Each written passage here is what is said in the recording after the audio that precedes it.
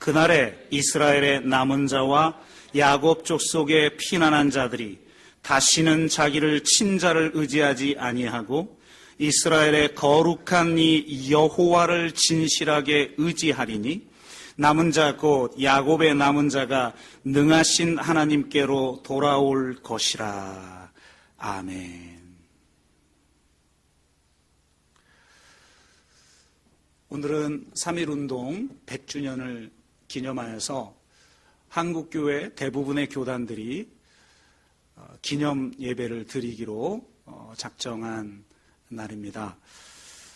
특별히 우리가 3.1운동 100주년을 기념해야 하는 굉장히 중요한 시대적 흐름도 있다고 생각이 드는데요. 기독교인들이 주축이 된 일부 사람들이 8월 15일을 건국일로 지켜야 한다라는 주장을 심심치 않게 하고 있습니다. 이것은 헌법에 명기되어 있는 구절조차도 부인하는 행위라고 할 수가 있는데요.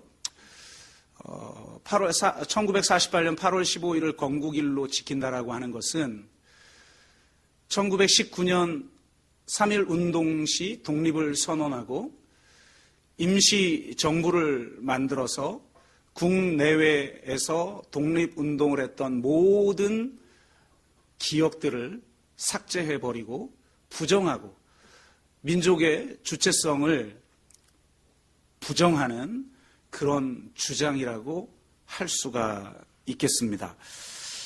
저는 그 건국일을 주장하는 사람들이 친일파 또는 부역자들의 후손이거나 그 혜택을 이어받은 자들이라고 분명하게 말씀드릴 수가 있겠습니다. 더군다나 이것을 기독교인들이 주축이 돼서 주장한다라고 하는 것은 과거 100년 전 3.1운동의 주축이 되었던 믿음의 선조들을 부정하는 행위라고 할 수가 있겠습니다. 이러한 때에 3.1운동 100주년을 맞이한 우리는 3.1운동의 역사적 의의와 기독교의 역할에 대해서 돌아보는 시간을 갖고 참된 기독교란 무엇이며 우리는 지금 이 시대에 무엇을 해야 하는지에 대해서 돌아보고 새롭게 결단하는 그런 시간이 되기를 주의 이름으로 축복합니다. 먼저 3.1운동의 의의에 대해서 살펴보고 3.1운동에서 기독교의 역할은 무엇이었는지를 함께 나누어 보도록 하겠습니다. 3.1운동은 첫 번째 민족 자결을 위한 거국적 운동이라는 데 의의가 있습니다. 여러분 우리 역사 시간이나 사회 시간에 그런 거 좀 배웠죠. 3.1운동이 윌슨이 선포한 민족 자결주의에 영향을 받았다. 이렇게 배웠는데 실상 윌슨 대통령이 주장한 민족 자결주의라고 하는 것은 유럽 국가를 위한 것이었습니다. 민족 자결에 제3세계는 포함되어 있지 않았습니다. 때문에 유고, 체코, 폴란드 등 8개의 유럽 나라들만 해방을 맞게 되지요. 심지어 1차 대전 이후에 전 유럽 국가와 참전국들이 맺었던 베르사유 조약 안 440개 조항 가운데 조선 문제는 아예 포함되어 있지도 않았습니다. 일본은 1차 세계대전의 전승국이었고 민족자결 원칙은 전승국의 식민지에는 적용되지 않았죠. 그럼에도 불구하고 3.1운동은 전승국 제국주의자들의 의도에 개의치 않고 세계사적 반전을 기하려고 했던 운동이라고 볼 수가 있는 것입니다. 무슨 말이냐면 민족 자결이라는 원칙에 제3세계나 전승국 식민지에는 적용될 수 없는 것을 그 원칙을 우리의 것으로 만든 운동이 3.1운동이라는 거예요. 민족 자결 원칙을 자기 것으로 만들려고 분연히 떨쳐 일어난 최초의 민족이 바로 우리 민족이고, 이 원칙을 자기 운명에 적용시켜 걸기한 최초의 봉화가 바로 3.1운동이었다는 것입니다. 이에 자극받은 세계의 피압박 약소국가들이 그들의 민족해방운동을 전개하게 되는 효시가 되었다라고 평가할 수 있는 것이죠. 그래서 중국의 오사운동이나 이후 인도의 독립운동들의 3.1운동이 굉장히 큰 영향을 끼쳤다고 학자들은 이야기합니다. 더군다나 3.1운동은 소수의 성각자가 아니라 전 국민적 차원에서 일어난 거국적 시위였습니다. 일제가 50명 이상의 시위를 조사한 자료에 따르면, 여러분 이건 어떤 자료라고요? 일제의 자료예요. 여러분 우리 가끔 가다가 무슨 큰 시위가 있고 촛불 집회나 이런 걸 하고 나면 경찰 통계와 시위 주최자 통계가 너무 다르죠. 그런데 지금 제가 말씀드린 통계는 일제 통계예요. 몇 사람이 모여서 시위한 거 말고 50명 이상 시위한 걸 낸 일제의 통계에 따르면 1919년 3월에서 4월 기간에 1214회 시위에 110만 명이 참가했고, 5월까지 합치면 1542회에 202만 명이 참가했다고 합니다. 여러분 당시 인구가 1700만이니까 200만이 시위에 참여했다라는 건 이건 정말 어마어마한 참여 인원이에요. 전국 218개 군 중에 212개 군이 참가했다고 합니다. 요즘처럼 교통이 발달하거나 심지어 무슨 SNS로 서로 의견을 주고받을 수 있는 그런 시대가 아님에도 불구하고 어마어마한 시위 참여 숫자를 자랑하고 있습니다. 일제 경찰의 통계와는 달리 2,000여 회가 넘었다는 기록도 있고, 박은식의 한국 독립운동 지열사에는 1년간 1천만 명이 참여했다고 증언하고 있습니다. 그런데 참으로 3.1운동은 우리의 것이 아닌 유럽의 것인 민족 자결을 우리의 것으로 만들기 위한 전 국민적, 거국적 운동이라는 그런 의미가 있다는 것이죠. 3.1운동의 두 번째 의미는 민주주의를 위한 혁명적 운동이라는 데 있습니다. 종래는 3.1운동을 우리는 독립과 관련돼서만 이야기를 많이 하는데요. 사실 이 민주화 운동이라는 측면을 그동안은 간과했던 것이 사실입니다. 그러나 3.1운동은 한국사에서 민주공화제 국가를 탄생시키는 획기적인 계기를 만들었습니다. 한반도에서 백성이 역사의 주인공으로 등장하게 된 것은 그리 오래지 않습니다. 그동안 밀란 형태의 농민운동이 있었지만 그것이 민주주의를 의미하는 것은 아니었죠. 하지만 3.1운동은 그전에 앙금처럼 남아있던 양반 지배자 중심의 왕조적 질서를 걷어내는 결정적 계기를 만들었습니다.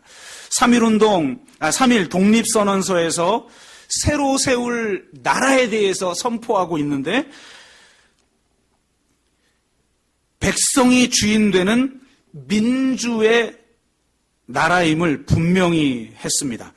3.1 독립선언의 결과 1919년 4월 11일, 그러니까 3.1 운동이 시작되고 나서 한 달이 지나서 이미 임시정부가 수립되어지는데요. 국호를 대한민국으로 하는 나라를 수립합니다. 과거 황제의 나라였던 대한제국은 백성이 주인인 나라인 대한민국으로 바뀐 것이죠. 1919년 대한민국을 선포한 첫 공식 헌법 문서인 대한민국 임시정부 제1조에는 대한민국은 민주공화제로 한다고 명시되어 있습니다. 이런 의미에서 3.1운동을 3.1혁명이라고 불러야 한다는 주장들이 요즘 많이 나오고 있습니다. 최근에 김연아 선수가 부른 국가스텐 이현우인가요? 네, 국가스텐하고 둘이 같이 부른 3456이라는 노래 들어보셨습니까? 100주년 기념해서 부른 노래인데, 네, 3456이 뭐죠? 3.1운동, 419, 518, 610. 이걸 줄여서 3456 해서 김연아 부른 노래가 있는데요. 419가 뭐예요? 419 혁명이라고 얘기하잖아요. 그렇다면 이거보다 더 역사적 중요성을 가지고 있는 3.1 운동에 혁명이라는 단어를 붙여야 되는 것 아니냐, 이렇게 주장을 합니다. 우리가 혁명이라고 부르는 대사건이 여러 나라에 있었죠. 영국 혁명, 미국 혁명, 프랑스 대혁명, 러시아 혁명, 신해 혁명, 터키 혁명, 멕시코 혁명 등입니다. 이들의 공통점은 왕정을 폐하고 인민의 나라를 만든다는 것이었죠. 인류사에서 가장 큰 정치 사회적 변혁은 왕정 체제로부터 공화정 체제로의 전환이고, 왕이 순순히 물러나지 않는 만큼 반드시 엄청난 유혈 항쟁이 발발했습니다. 이런 왕권을 물리치고 국민의 나라를 만들어가는 대사건을 역사에서는 혁명이라고 부르죠. 그런데 우리 역사에서 이러한 왕정을 폐하고 공화정으로 직진하는 흐름의 중심에 바로 3.1운동이 있었다는 거예요. 정말 중요한 역사적 의미라고 할 수가 있죠. 3.1운동의 세 번째 의미는 세계 평화를 위한 평화적 운동이었다는 데 있습니다. 처음부터 3.1운동은 평화적 시위였어요. 평화적 시위였기에 당시 인구의 10%가 넘는 200여만 명이 참여할 수 있었어요. 독립선언서, 제가 반크에서 번역한 독립선언서를 밴드에 공유해 드렸는데요. 거기에 보면 마지막 공약 3장의 세 번째 것이 이렇게 기록되어 있습니다. 모든 행동은 질서를 존중하여 우리의 주장과 태도를 떳떳하고 정당하게 하라. 이렇게 공언하고 있는데, 이는 결코 폭력으로 치닫지 말고 평화적 시위를 하라는 요구였습니다. 어떻게 보면 촛불 시위의 원조가 바로 이 3.1 운동에 있다고 할 수가 있죠.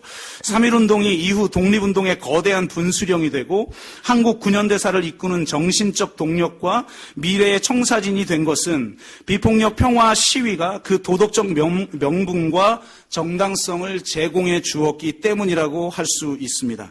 평화적 시위의 목적 또한 단지 우리나라의 독립만이 아니라 동양의 평화와 세계 평화였다라는 걸 알 수가 있습니다. 독립선언서에는 처음부터 동양 평화와 세계 평화를 분명하게 강조하고 있습니다. 그 일부를 제가 읽어드리면 이렇습니다.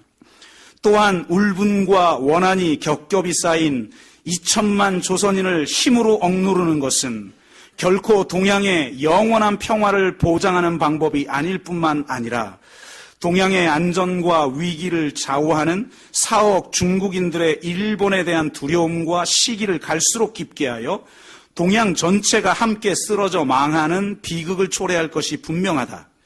오늘 우리가 조선 독립을 선포하는 까닭은 조선 사람으로 하여금 정당한 번영을 이루게 하는 동시에 일본으로 하여금 잘못된 길에서 벗어나 동양의 안전을 지켜나갈 무거운 책임을 통감하게 하는 것이며 중국으로 하여금 꿈속에서도 벗어나지 못하는 불안과 공포로부터 해방되게 하는 것이며 세계 평화의 중요한 요소로서 동양 평화를 실현하여 전 인류의 복지에 반드시 있어야 할 단계를 만드는 것이다.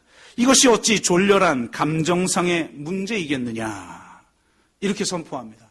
그러니까 독립선언을 하면서 이 독립선언의 목적이 단지 우리의 주권을 찾는 문제를 넘어서서 동양의 평화를 주장하는 것이고 그것이 세계 평화의 시작이라는 거예요. 벌써 시야가 다르죠. 이처럼 독립선언서는 당시 국제 정세를 잘 파악하고 있으며 조선 독립이 동양 평화의 기초 없이는 이루어질 수 없다는 현실 인식을 하고 있습니다. 오늘 우리의 통일도 남과 북의 합의로만 이루어질 수가 없지요. 그랬다면 벌써 이루어졌겠죠. 미국과 일본이라는 해양 세력과 중국과 러시아라는 대륙 세력 간의 평화와 공전이 이루어질 때만 남북 간의 평화나 통일이 가능한 거예요. 여러분, 우리가 구호한 말, 나라를 잃게 된 이유가 뭡니까? 바로 대륙 세력과 해양 세력이 부딪히면서 발생한 문제가 아니겠어요. 그러므로 지금 이 시대도 대륙 세력과 이 해양 세력이 부딪히는 일들을 만들어내서는 안 되는 거예요. 그런 일을 만들어내면 다시 구한말처럼 전쟁이 일어날 수밖에 없는 거예요. 그래서 왜 사드 배치를 하면 안 되느냐, 왜 강정의 해군기지를 만들면 안 되느냐라고 주장하냐면 그것이 해양 세력과 대륙 세력의 긴장을 만들어내기 때문에 그런 거예요. 전 세계의 역사가 항상 대륙 세력과 해양 세력이 부딪히면서 세계대전으로 발발하게 되는 것입니다. 그러므로 지금 이 시대에도 바로 이 3.1 운동의 정신을 실현하지 않으면 우리가 평화와 통일을 이룰 수 없다는 사실을 분명하게 기억하는 저와 여러분 되기를 주의 이름으로 축복합니다. 3.1 운동의 역할은 이렇게 크게 세 가지이고 지금 이 시대에 바로 이 3.1 운동의 의의를 다시 한번 되살려야만 하는 그런 시대에 우리가 살고 있는 것이 아닌가 하는 생각을 해보게 됩니다. 그러면 이제 3.1 운동에 있어서 기독교의 역할은 무엇이었는지에 대해서 우리가 함께 나누어 보겠는데요. 3.1 운동에서 기독교는 굉장히 중요한 역할을 합니다. 당시 한국 인구가 1,700여만 명이라고 알려져 있는데요. 기독교 인구는 약 22만 명이었어요. 전체 국민의 1.3%에 불과한 기독교인이 시위 주도의 30%를 차지했고 또 체포와 투옥의 22%를 차지합니다. 명제 등재상 300만 명, 의무 부담자 200만 명으로 기독교의 10배에 달하는 천도교인의 복역자가 11%였으니까 22%의 투옥이라는 것은 얼마나 많은 비율인지를 우리가 상상해 볼 수가 있죠. 기소된 9,080명 중에 약 40%가 종교인인데 그중 55%가 기독교인이었다고 합니다.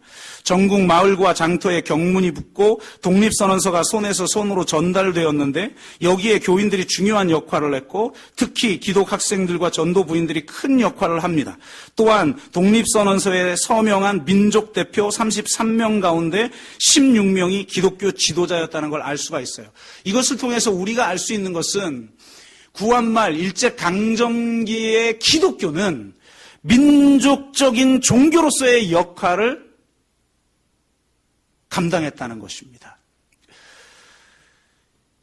당시 일제하에서 교회를 세우고 선교사역을 확장하기 위해 선교사들과 교단은 정교분리 원칙을 분명히 했고 오직 복음 전도를 통한 영혼 구원에 매진하였죠. 그래서 백만인 구령 운동이라든지 이런 운동들을 펼쳤어요. 일제라고 하는 포갑적인 사회에서 기독교가 살아남기 위해선 정교분리의 원칙을 분명히 해야만 했죠. 한편으로는 이해되어집니다. 그럼에도 불구하고 그 복음을 받아들인 대한의 기독교인들은 복음을 단순히 영혼 구원으로만 받아들이지 않았다는 거예요. 처음부터 한국 기독교는 민족을 사랑하는 민족적인 종교였다는 것입니다. 이것을 단적으로 보여주는 한 예가 신석구 목사의 간증이었는데요. 그는 민족 대표에 참여한 사람 중에 한 명인데요. 굉장히 보수적인 목사님이었어요. 그래서 민족 대표에 참여해달라는 요청을 받고 나서 처음엔 거절을 합니다. 그런데도 불구하고 계속 고민하면서 매일 기도를 하게 되는데요. 두 가지 이유 때문에 고사한 거예요. 첫째, 목사가 정치에 참여하는 것이 옳은가? 둘째, 이방 종교인 천도교와 연합하는 것은 옳은가? 여러분 지금 우리가 생각할 때 뭐 이런 걸 가지고 고민하지라는 생각을 해보겠지만 그 당시에 보수적인 목사님이니까 당연히 이런 고민을 하겠죠. 믿는 자와 멍해를 같이 하지 말라고 성경에 분명히 돼 있는데 저 천도교들이 주도하고 있는 3.1 운동에 내가 참여하는 게 맞나? 또 목사인데 내가 이 정치적인 행위인 독립선언의 서명을 그 대표자 이름으로 서명하는 게 옳은가? 이걸 고민할 수밖에 없는 거죠. 민족 대표들 중에 특히 보수적이었던 이 신석구 목사님은 이런 고민 속에서 매일 기도를 하다가 2월 27일 새벽에 하나님의 음성을 듣습니다. 아유, 3.1운동 전에 음성을 들어서 다행이죠. 하나님이 이러시더라는 거예요. 4,000년 동안 전하여 내려오던 강토를 너의 대에 와서 잃어버린 것이 죄인데 찾을 기회에 찾아보려고 힘쓰지 아니하면 더욱 죄가 아니겠느냐. 이 음성에 그냥 정신을 반짝 차리고 바로 민족 대표에 참여하게 되었다는 것입니다. 민족의 자주성을 상실한 것이나 그것을 찾으려고 적극 노력하지 않는 것도 신학적으로 죄가 된다는 것을 깨닫고 그는 민족 대표에 참여하게 됩니다. 이처럼 한국 기독교는 처음부터 사적 신앙과는 거리가 멀었던 것입니다. 한국인들에게 기독교는 개인 영혼 구원으로 끝나는 것이 아니라 고난받는 이스라엘 민족을 향한 구원과 해방의 이야기였기에 신앙과 민족 사랑이 분리될 수 없었습니다. 대부분의 기독 청년들은 이미 독립운동에 나섰습니다. 여러분 잘 아시는 것처럼 신민회 그리고 백오인 사건의 주역이 다 기독교인이었습니다. 여러분 임시정부의 시조였던 신한청년단이 바로 기독교인들에 의해서 주도됐다라는 것을 우리는 잘 알고 있습니다. 그런데 이것에 대해서 주저했던 이런 보수적인 목사님들조차도 결국은 3.1운동에 참여했고 민족대표로 참여했으며 수많은 사람들이 이 3.1운동에 참여했다라는 것을 보면서 바로 우리 기독교가 민족적인 종교로서의 역할을 감당했다는 것을 알 수가 있는 것이죠. 3.1운동 100주년을 기념하여서 만든 동영상 중에 하나를 한번 잠깐 보면서 기독교가 3.1운동에 어떤 역할을 했는지를 간단하게 먼저 살펴보고 다음 의의를 나누도록 하겠습니다.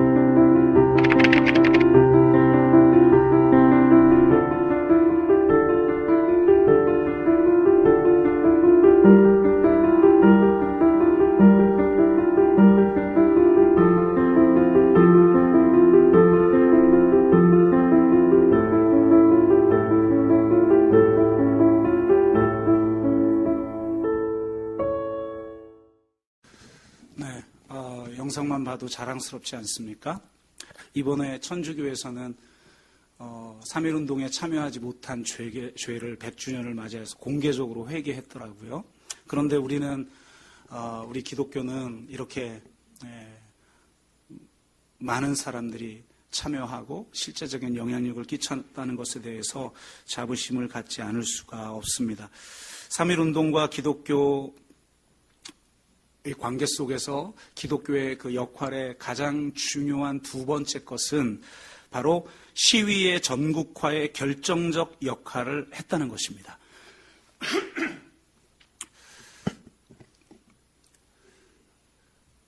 여러분 잘 아시는 것처럼 민족 대표 33인은 탑골공원에서 독립선언을 한 게 아니에요.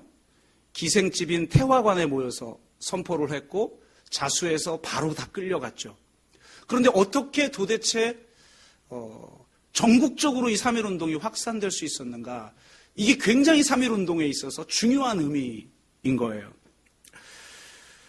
그것은 바로 시작은 천도교의 역할이 굉장히 중요했으나 이것이 전국적으로 확산되는 데는 기독교가 결정적 역할을 했다는 것입니다.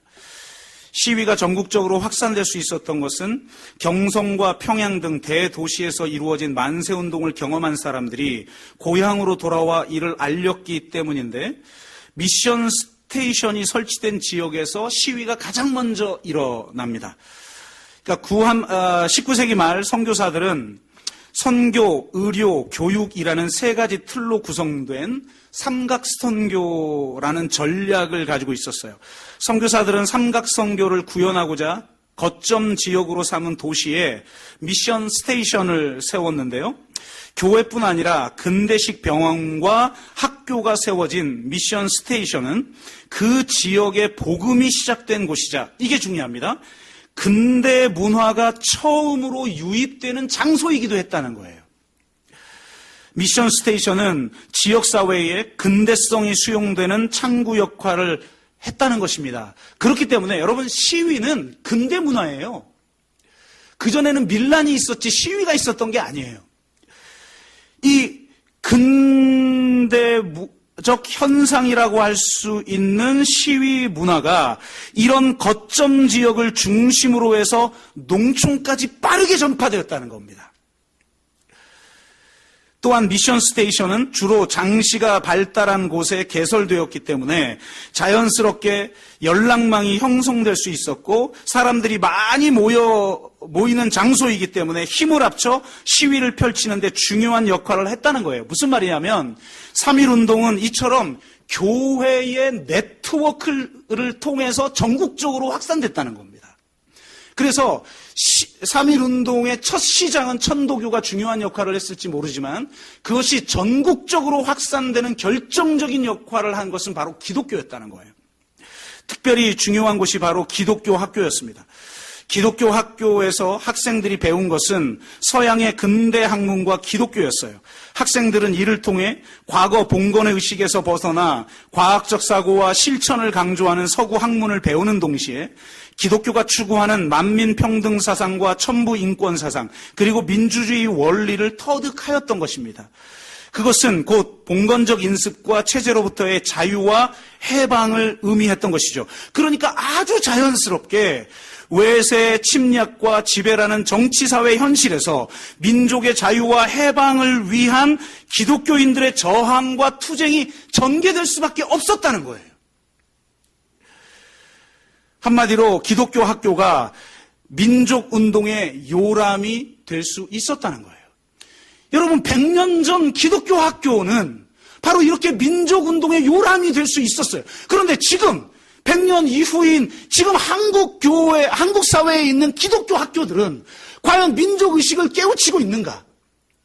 과연 동양평화와 세계평화를 위한 의식과 비전을 가지고 있는가? 이 땅 가운데 공의와 정의를, 그리고 이 땅 가운데 생명과 평화를 이루는 그런 세상에 대한 비전을 가진 사람들로 키워내고 있는가? 정말 안타까운 이야기입니다. 여러분, 3.1운동이 민족 지도자들이 자수하는 바람에 끝나버릴 수도 있었어요. 그런데 탑골공원에서 누가 여러분 만세 시위를 지도했습니까? 기독교 학생들이었어요. 실제적인 역사의 분기점은 3월 5일로 봅니다. 3월 5일에 원래는 학생들이 3월 1일 독립운동을 계획하다가 나중에 독자적으로 계획하다가 남강 이승훈을 통해서 어른 세대가 독립운동을 준비하고 있다는 걸 나중에 알고 우리가 독자적으로 운동할 것인가 함께 참여할 것인가를 격렬하게 논의하다가 그냥 함께 참여하는 것으로, 그리고 돕는 것으로 합의를 본 거예요. 그래서 민족 대표들이 탑골 공원에서 선포하기로 했는데 그들이 태화관에서 선포하고 다 자수해버렸단 말이에요. 그 다음부터 누가 남습니까? 학생들이 남은 거예요. 그래서 3월 5일 날 학생 시위가 일어났는데 상상도 할 수 없는 인원들이 모이기 시작하자 일제가 위기를 느낀 거예요. 그래서 학교 휴교령을 내립니다. 그래서 아예 학교에 모이지 못하도록 해버렸기 때문에 이때 학생들이 다 고향으로 돌아가서 독립시위운동을 주도해요. 여러분 잘 알고 있는 유관순 열사가 여러분 서울에서 운동하다가 휴교령 내려서 고향으로 돌아가서 저 천안에서 운동하다가 붙잡혀 서대문 형무소에서 고문의 후유증으로 순교를 한 것 아닙니까? 전부 이런 역사들을 통해서 전국적 확산이 일어난 것이죠. 여성들의 역할도 컸는데요. 사실 제가 3.1운동 100주년이라 워낙 중요한 날이기 때문에 욕심부리고 준비하다 보니까 설교 준비를 너무 많이 해버려가지고 반을 잘라낸 거예요. 오늘 설교는. 그러다 보니까 이 3.1운동의 여성의 역할이 굉장히 중요한 의미가 있는데 다 말씀을 드리지 못하고 간단하게 여성 학생들, 그러니까 기독교 학교에서 의식을 깨우친 여성들의 운동은 잘 알려져 있는데 참 배우지 못한 일반 부인들의 역할도 굉장히 컸다는 거예요. 그중에 이 전도 부인들의 역할이 굉장했는데요. 한 명만 소개하자면 이렇습니다. 3.1운동에서 여성들의 활약은 주로 여학교 위주로 전개되었으나 경기도 개성은 양상이 좀 달랐는데요. 바로 전도 부인 어윤희가 시위 핵심 인물로 활약했기 때문이라고 합니다. 이 지역에서 중심적 역할을 한 교회가 개성 북부교회인데요. 이 교회가 놀라운 것은 민족대표 33인 중에 무려 3명이 이 교회 출신이에요. 이 교회를 맡고 있던 강조원 목사님을 통해 독립선언서를 전달받은 전도부인 어윤희는 이를 배포했을 뿐만 아니라 시위대 제일 앞에서 군중을 이끌었습니다. 독립선언서를 전달한 강조원 목사가 징역 7개월 판결을 받은 반면 그녀는 징역 1년 6개월을 받았으니까 그가 얼마나 주도적인 역할을 했는지를 우리는 알 수가 있는 것이죠. 어윤희가 수감된 8호 감방에는 노백린 장군의 딸 노순경과 유관순이 함께 있었고 그녀들은 감옥에서도 저항을 멈추지 않았으며 1919년 12월 24일 크리스마스 이브에도 대한 독립 만세를 외쳤고 1920년 3월 1일 3.1운동 1주년에도 대한 독립 만세를 외쳤습니다. 그래서 그 고문 후유증으로 유관순 열사는 순교를 하였지만 어윤희는 나와 추록하여 좌우 합작단체와 여성 계몽운동단체에 관여합니다. 여러분, 당대의 독립운동은 크게 미국식 자유주의를 이루어야 한다는 것과 소련식 공산주의를 이루어야 한다라고 하는 두 운동이 분열되어 있었어요. 이 좌우로 분열되어 있는 사람들을 합작하게 만든 사람들이 누구냐? 바로 기독교인이에요. 남강 이승훈을 중심으로 한 기독교인들, 여운형, 목사, 이런 사람들이 어떻게든 우리가 분열돼서는 안 된다. 합쳐야 한다. 이런 운동을 주도했던 사람 중에 한 명이 바로 이 어윤희였던 거죠. 이처럼 기독교 학생들과 전도 부인을 통해 만세 시위는 전국적으로 확산될 수 있었던 것입니다. 기독교가 민족적인 종교였기 때문에 가능했고 당대에 의식이 깨어난 학생들과 여성들에 의해서 이 운동이 전국적으로 확산되었기 때문에 지금과 같은 그런 나라의 독립이 있을 수 있었던 것입니다. 잠깐 다시 한번 3.1운동에서 기독교 학교가 어떤 역할을 했는지에 대한 동영상을 잠깐 보도록 하겠습니다. 두 번째 영상 보겠습니다.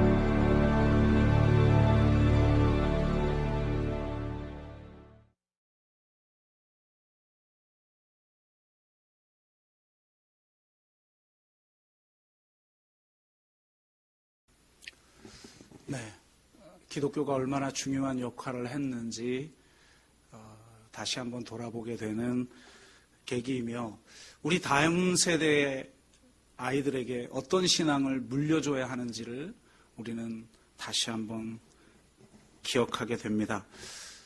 기독교와 3.1운동과의 관련해서 세 번째 의의가 있는데요. 결론을 대신하여서 이 세 번째 의미를 함께 나누도록 하겠습니다. 세 번째 의의는 당시 기독교는 개인 영혼의 구원만이 아니라 총체적인 하나님의 구원 이야기를 선포했다는 것입니다. 현대 기독교는 복음을 사사화하고 협소한 개인 영혼 구원의 복음만을 선포하고 있습니다. 하지만 구한말 일제강점기 우리 기독교는 그런 기독교가 아니었습니다. 3.1 만세운동이 시작되고 난 직후 기독교인들에게 배포된 문건 하나가 있는데요. 바로 독립단 통고문이라고 하는 문서입니다. 일종의 행동강령과 같은 것인데 그 내용은 다음과 같습니다. 우리 존경하고 고귀한 독립단 여러분이여, 어떤 일이든지 일본인을 모욕하지 말고 돌을 던지지 말며 주먹으로 때리지 말라. 이는 야만인이 하는 바니 독립의 주의를 손상할 뿐이니 행여 각각 주의할지며 신자는 매일 3차례 기도하되 일요일은 금식하며 매일 성경을 읽으라. 매일 성경을 읽을 것을 통고하면서 각 요일마다 읽을 성경을 제시하고 있는데요. 오늘 우리가 함께 읽었던 성경 본문은 월요일 본문입니다. 월요일 이사야서 10장, 화요일 예레미야 12장, 수요일 신명기 28장, 목요일 야고보서 5장, 그러니까 인내하라는 거죠. 끝까지 싸우라는 내용이 나와 있고요. 금요일 이사야서 59장, 그리고 토요일은 로마서 8장입니다. 온 이스라엘을 회복하겠다라는 말씀이 적혀 있는 곳이죠. 여기서 우리는 아주 중요한 특징을 하나 알 수가 있는데, 매일 읽으라고 제시한 성경 구절 중에 무려 4개가 구약 성경이었다는 겁니다. 구약 성서를 민족의 고난과 해방이라는 서사로 주목했다는 것을 알 수가 있는 것이죠. 우리는 이를 통해 구한말 일제강점기 조선의 기독교인들이 성경을 어떻게 이해했는지 알 수가 있습니다. 그들에게 구약 성서는 탈식민주의 텍스트였습니다. 이스라엘 민족의 순환사는 식민 지배를 받던 기독교인들에게 하나의 희망이었습니다. 그들은 자신들의 신앙적 정체성을 이스라엘과 동일시하는 양상을 보였습니다. 그래서 심지어는 크리스마스 이브에 연극을 하는데 모세가 이스라엘 백성들을 이끌고 출애굽하는 내용을 연극화하기도 했다고 합니다. 특별히 일본 기독교는 조선의 기독교를 유대적 기독교라고 폄하하였습니다.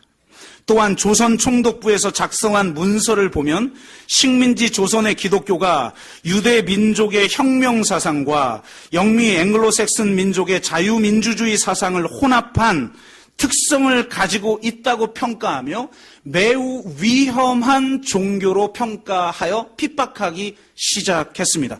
그래서 전시체계기의 일본 기독교는 구약 성경을 아예 폐지시켜버렸어요. 그러니까 교회가 구약 성경을 읽어서는 안 된다는 거예요. 왜 그러느냐? 구약 성경을 읽으면 위험해진다는 겁니다. 이후 한국 기독교는 이 땅에 임하는 하나님의 나라나 민족을 해방하고 구원하는 하나님의 구원 이야기를 더 이상 말하지 않고 오직 개인 영혼 구원의 복음만을 선포하는 협소한 기독교가 되어버렸습니다.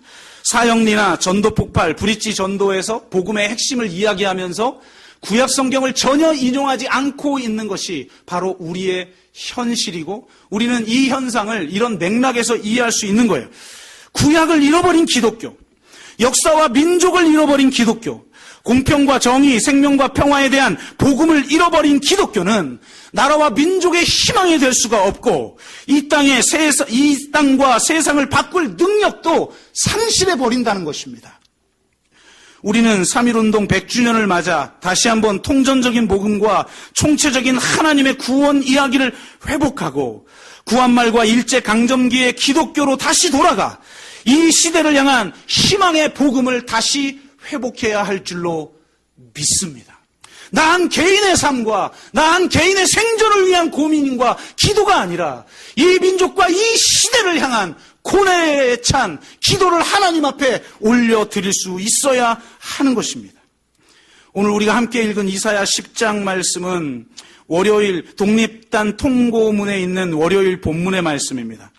이 말씀의 요지는 세 가지죠. 첫째, 하나님은 오만한 세상 권력을 반드시 물리치신다. 둘째, 하나님의 백성은 오직 하나님만을 의지한다. 셋째, 하나님의 백성은 오직 하나님께로 돌아온다.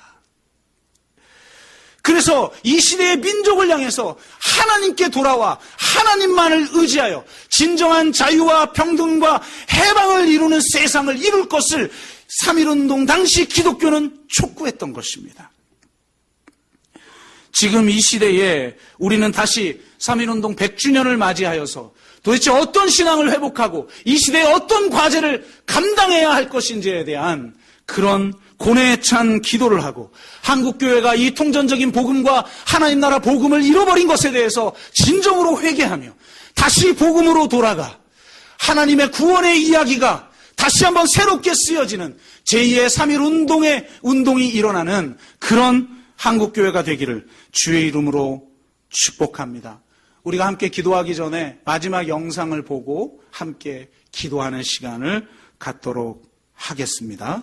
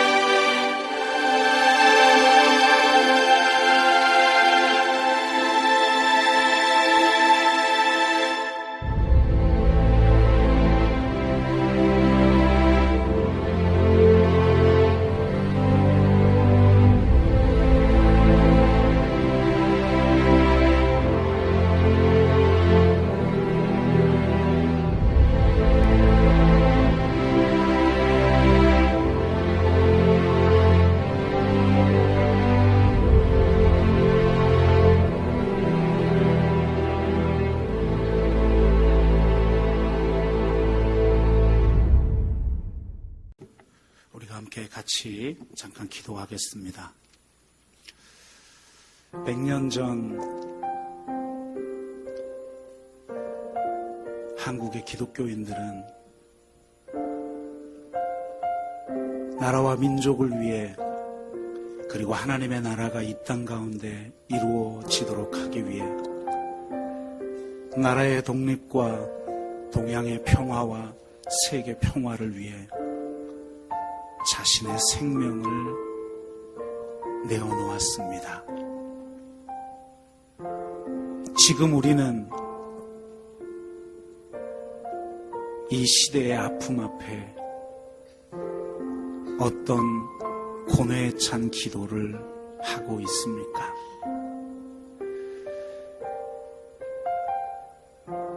역사상 가장 부패한 교회로 일컬어지고 있는 이 한국 교회의 현실 앞에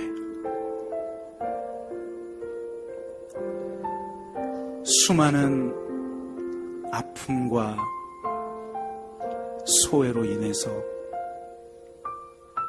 신음하는 수많은 약자들과 소수자들의 눈물 앞에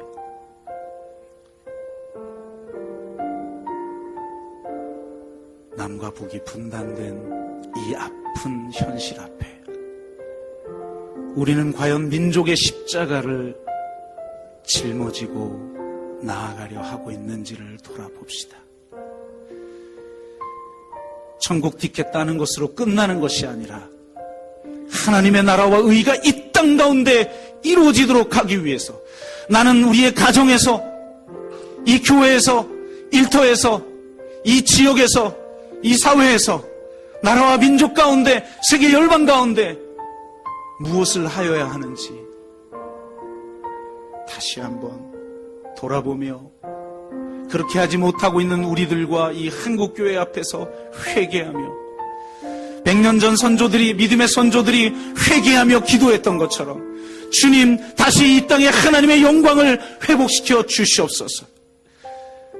다시 복음의 말씀을 붙들고 피 묻은 십자가의 복음을 붙들고 복음의 증인으로 살아가게 하여 주옵소서. 그렇게 우리가 한번 같이 기도합니다. 한 목소리로 기도하겠습니다. 사랑의 아버지 하나님, 그렇습니다. 100년 전 우리 기독교인들은 자신의 생명을 내어 걸고 만세운동을 하였습니다. 감옥에 붙잡혀서 온갖 고문과 협박 앞에서도 십자가만 바라보며 이 민족의 십자가를 짊어지는 것이라고 고백했던 그들의 신앙의 모습을 바라봅니다. 민족을 사랑하고 이 땅 가운데 공의와 정의가, 생명과 평화가 이루어지는 세상을 만들기 위해 자신의 생명까지 아낌없이 내어놓았던 100년 전 우리의 믿음의 선조들의 신앙을 다시 회복하게 하여 주옵소서. 성경으로 돌아가 다시 아버지 하나님이여 하나님의 구원의 이야기를 회복시켜 주시옵소서. 그래서 다시 한번 이 땅에 하나님의 구원의 이야기가 새롭게 시작되는 놀라운 역사가 일어나게 하여 주옵소서. 이 민족을 사랑하시는 하나님, 이 민족 가운데 놀라운 부흥을 주셨던 하나님, 이제 진정으로 하나님, 총체적인 하나님 나라의 복음의 이야기를 회복하여서 우리 모두가 아버지 하나님 그렇게 복음의 증인으로 힘쓸 수 있도록 인도하여 주시옵시고, 이 교회로 주님이 불러 모으셨사오니 이 교회를 통해서 이루실 선교적 사명을 함께 감당할 수 있게 하여 주옵소서. 하나님, 3.1운동 100주년을 맞이하여서 우리 믿음의 선조들이 어떠했는지를 돌아보게 하시니 감사합니다. 우리의 삶을 돌아보고 우리 교회를 돌아보고 한국교회를 돌아보며 이 땅을 돌아보며 다시 한번 피 묻은 십자가의 복음을 붙들고 신실한 복음의 증인으로 살아가게 하여 주옵소서. 감사드리며 예수 그리스도의 이름으로 기도드리옵나이다. 아멘.